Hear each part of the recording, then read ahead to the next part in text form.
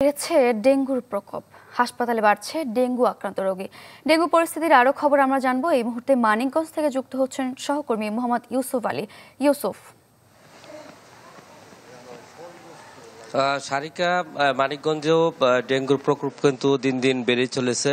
আমি এই মুহূর্তে মানিকগঞ্জে যে 250 শয্য বিশিষ্ট জেনারেল হাসপাতাল রয়েছে সেই হাসপাতালে রয়েছে। এই হাসপাতাল চিত্র যদি একটু বলি, দেন গত 3 দিন আগেও কিন্তু এই হাসপাতালে মোট 25 জন রোগী ভর্তি ছিল। আজকে কিন্তু সেখানে মোট 39 জন রোগী ভর্তি রয়েছে। অর্থাৎ হাসপাতালে যে পুরাতন ভবন রয়েছে সেই পুরাতন ভবনে ডেঙ্গু রোগীদের জন্য আলাদা একটি কর্নার করা হয়েছে। সেই কর্নারে এখানে 37 জন রোগী ভর্তি রয়েছে। আর নতুন ভবনের যে কেবিন রয়েছে সেই কেবিনে 2 জন রোগী ভর্তি রয়েছে। মোট 39 জন রোগী কিন্তু এই হাসপাতালে রয়েছে। আর মানিকগঞ্জ সদর হাসপাতাল ছাড়াও মানিকগঞ্জ আরো 7টি উপজেলা স্বাস্থ্য কমপ্লেক্স এবং 2টি মেডিকেল কলেজ রয়েছে, সেখানেও কিন্তু প্রতিদিন রোগী ভর্তি হচ্ছে।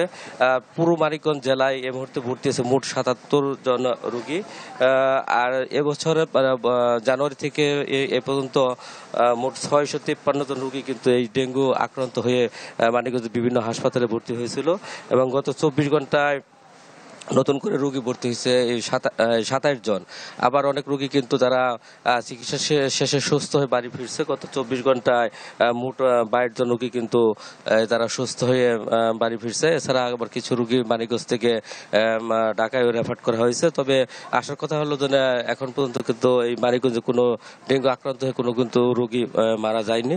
তবে মানিকগঞ্জের পৌরবাসী রয়েছে, তারা কিন্তু বলছেন যে এই ডেঙ্গুর যে প্রতিষেধক এডিস মশার লার্ভা ধ্বংস করার জন্য যে স্প্রে করা হয় প্রতি বছর, এবছর কিন্তু কোনো প্রশাসন এবং মানিকগঞ্জ পৌরসভার পক্ষ থেকে কোনো ধরনের ওষুধ স্প্রে করা হয়নি। তাই যেভাবে ডেঙ্গুর ভয়াবহতা বাড়ছে, ডেঙ্গুর প্রতিরোধে তারা কিন্তু স্প্রে করার জন্য দাবি জানিয়েছে। একই সাথে যে চিকিৎসকরা তারা বলছেন তারাও প্রস্তুত রয়েছেন এই ডেঙ্গু চিকিৎসা দেওয়ার জন্য।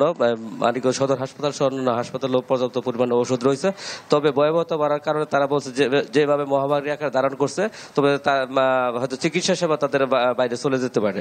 গরম গরম রুটি, সাথে সুজির হালুয়া, দুর্দান্ত জুটি, তীর আটা ময়দার সুজি, কারণ তীর ছাড়া আমার চলেই না।